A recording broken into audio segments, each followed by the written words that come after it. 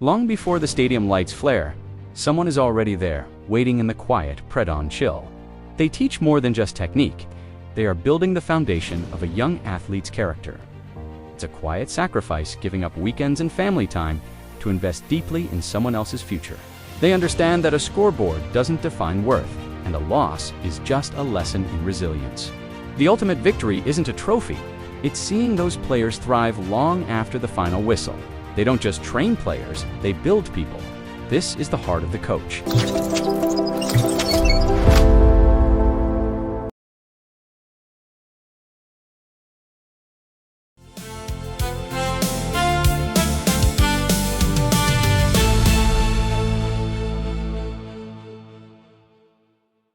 They say your whole life can change in a single second. For me, it happened when the clock hit 0. One mistake, one loss, and suddenly I was the man who broke a nation's heart. The headlines didn't just call it a defeat, they called it a disaster. 7 years is a long time to live with ghosts. I thought the game was finally done with me. I thought I'd found peace in the silence and the dust of a life forgotten. But you can't outrun a legacy that refuses to stay buried. Destiny has a strange way of knocking, especially when it arrives in a black SUV. It brought a contract worth $15 million and a secret worth much more. A chance for redemption in a place I'd never heard of. But why me? They didn't come to me because I was a winner. They came because I knew how to fail. In Kambara, the game isn't just about goals. It's about a nation's future. They forgot one thing.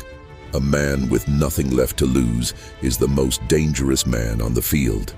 The last goal. Some matches decide more than a champion.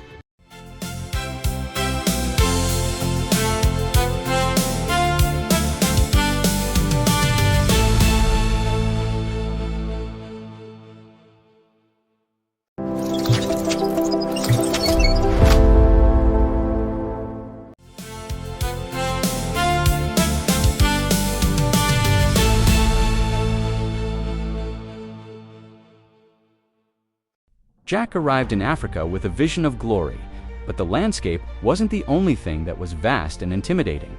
He stepped off the plane ready to lead, unaware that he was walking into a storm he couldn't yet see.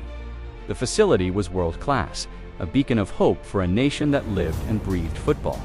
Outside, the energy was electric. The people were ready for a miracle. Jack walked onto the pitch with optimism. He thought he was here to teach tactics and formations, but the first whistle blew a hole through that illusion. The team was divided by lines no coach had prepared him for. Tribal grudges ran deeper than the game. A simple pass became a political statement, and silence was a weapon. Tension boiled over in an instant. Jack realized he wasn't managing a squad. He was standing in the middle of a battlefield. The sports minister watched from the shadows. "This," he said quietly, "is why I hired you. If they couldn't play together, they wouldn't play at all." It was time to start over.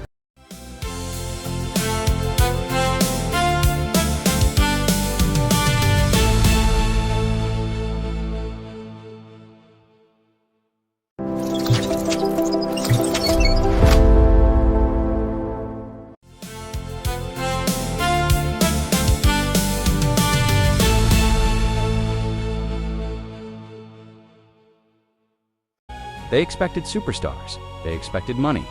But Coach Jack Carter had a different vision. He threw away the old roster, leaving behind the names everyone knew for the faces no one saw. Jack headed into the heart of the country, searching for raw spirit where others saw only dust. He found strength in a fisherman's grip, and untamed speed in a herder's stride, power from the hands of a mechanic, and tactical brilliance in the eyes of a schoolteacher. Finally, he found the spark, a street genius who could make a ball dance in the dirt. The bureaucrats called it madness. The media called it a suicide mission. And when the first whistle blew, the world seemed right. They lost badly 5-0, a disaster in the eyes of the crowd, a riot in the making. But as the stadium burned with anger, Jack Carter smiled. This wasn't the end, it was the trap. Because in the shadows, someone was already watching, desperate to see what was inside his book.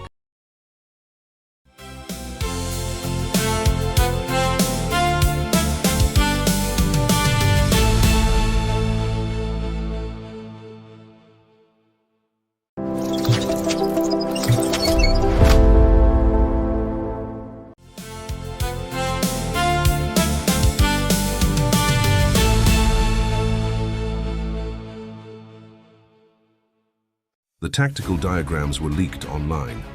In an instant, the foundation of trust I built for years began to crumble. On the pitch, the game had changed. My players weren't fighting the opposition anymore, they were fighting each other. I followed the trail of silence to the locker room hallway.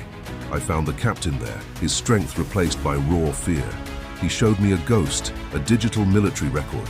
He whispered, "They found out what I did during the uprising. They'll kill me." A secret from another life, buried under years of soccer matches and headlines. A past that was never truly gone.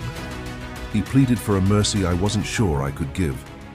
But I knew I couldn't let him face those shadows alone. I grabbed the keys. We headed for the border, racing against a sunset that felt more like an ending than a transition. Then the lights hit us. The past didn't just find him, it was waiting for us at the edge of the world.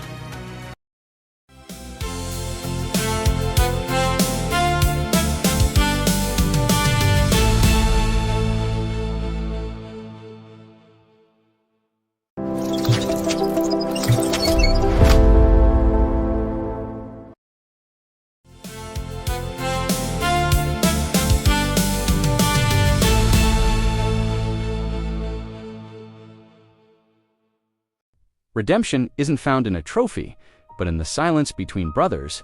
Coach Carter knew the captain's shame was a burden too heavy to carry alone. In that dimly lit room, a simple hand on a shoulder spoke louder than any lecture. Forgiveness became their new foundation. From the dust of division, a new rhythm emerged. The team began to move as one, forged in sweat under the dying African sun. They were no longer just players, they were a family. Every drill and every shared drop of water strengthened a bond the world couldn't break. They played like men possessed. Every goal, every hard-fought victory, ignited a fire that swept through the stands and united a fractured nation.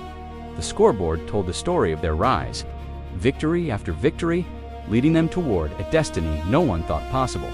But as the continental final against Mobutu looms, the game is no longer just a game. The atmosphere has turned cold and heavy. At the borders, flags wave in the wind, but they are met with steel and wire. The political tension is reaching a breaking point. The shadows of conflict are lengthening. Military tanks roll into position, their engines a low growl that threatens to drown out the stadium's roar. Coach Carter stands at the edge of the world, knowing the final whistle might be the only thing left holding the peace.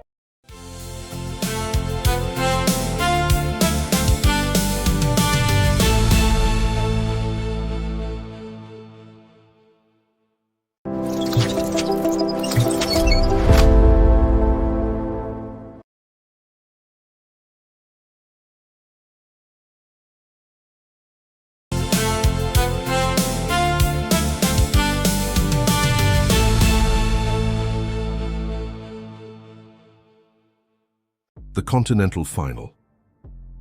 A day meant for national pride as the president of Canberra arrives under the weight of history and global expectation.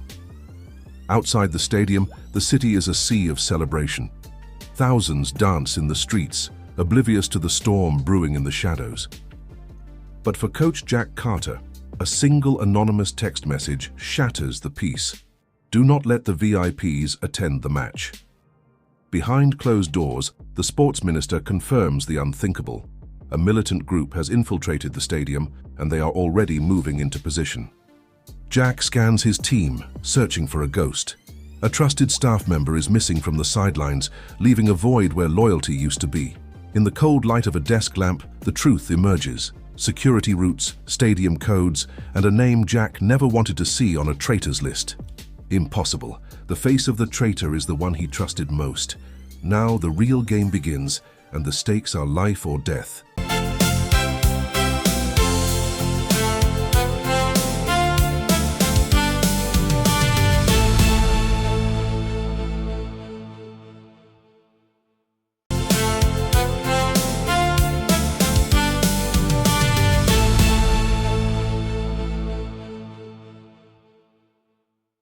In the shadows of Canberra, the game was never just about a ball. It was a mask for a much darker play. Jack Carter found the truth hidden in the ledgers of power, while outside, the drums of a coup began to beat. As militants marched toward the heart of the nation, The people didn't pick up arms, they picked up hope. In a stadium filled with the breath of 80,000 souls, the president sat watching a game he thought he controlled. But on the pitch, the spirit of Canberra was breaking. Down 2-0, the weight of a dying nation crushed their shoulders. In the locker room, silence was the loudest sound. The dream was slipping away. Then Jack spoke. No tactics, no plays, just the truth. Today, you don't play for the government. You play for the people who are waiting for tomorrow. One by one, they rose. Not as players, but as giants. As they stepped back into the light, the roar of the crowd shook the very foundations of the regime. One goal, one hope, one nation. The game has just begun.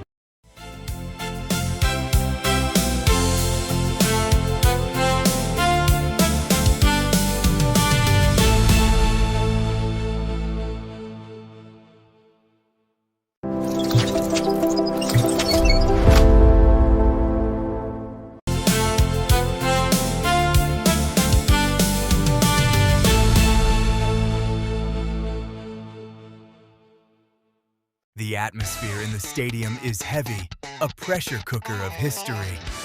Jack Carter stands frozen, watching the culmination of a lifelong dream. A brilliant through ball splits the defense. The Canberra captain strikes with everything he has, and the net bulges. It is a goal. The scoreboard flickers to 2-2. The crowd becomes a deafening wave of motion as hope returns to the hearts of millions. 89 minutes gone. A frantic counterattack by the opposition is stopped only by an impossible fingertip saved by the goalkeeper. The ball falls to the young fisherman. He sprints like a man possessed, dodging every tackle until a desperate foul brings him down. The referee blows the whistle. Penalty.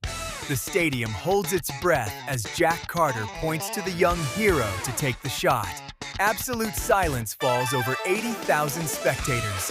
The fisherman places the ball, his focus narrowing down to this single defining moment. He takes his run. The kick is pure. The ball screams into the top corner, and the stadium explodes into pure, unadulterated joy. Canberra wins! The final whistle blows, and Jack Carter stands frozen, tears filling his eyes as the weight of history finally lifts.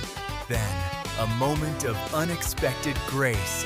The Nabutu captain removes his armband and walks toward his rival with an open hand. In the stands, former enemies begin to applaud together. The beautiful game has done what years of diplomacy could not. The president of Canberra and the Nabutu leaders stand together on the grass, a historic image of unity captured for all time. Years later, the harsh lights are gone, replaced by the warm, golden glow of peace. A new generation learns to play without fear. Some victories are measured in goals, but the greatest victories are measured in the peace that follows.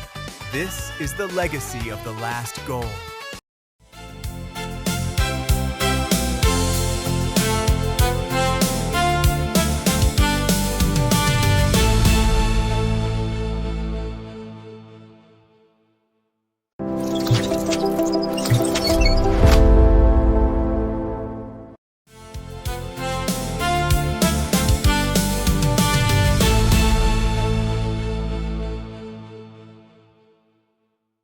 The lights go out on one chapter, but the game never truly ends.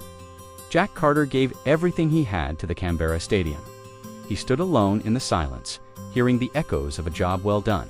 He had saved a team, and perhaps he had saved himself. The return to Los Angeles was quiet. No cameras, no fanfare, just a man touching down under the clear California sky. After years of noise and pressure, the anonymity of home was the greatest luxury he could ask for. In the golden glow of the Pacific, he finally found the peace that had eluded him during the championship hunt.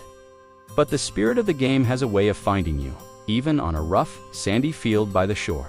He realized his knowledge didn't belong in a trophy case. It belonged here, in the messy joy of the next generation. The true reward wasn't the money or the fame. It was the spark of belief he saw catching fire in their eyes.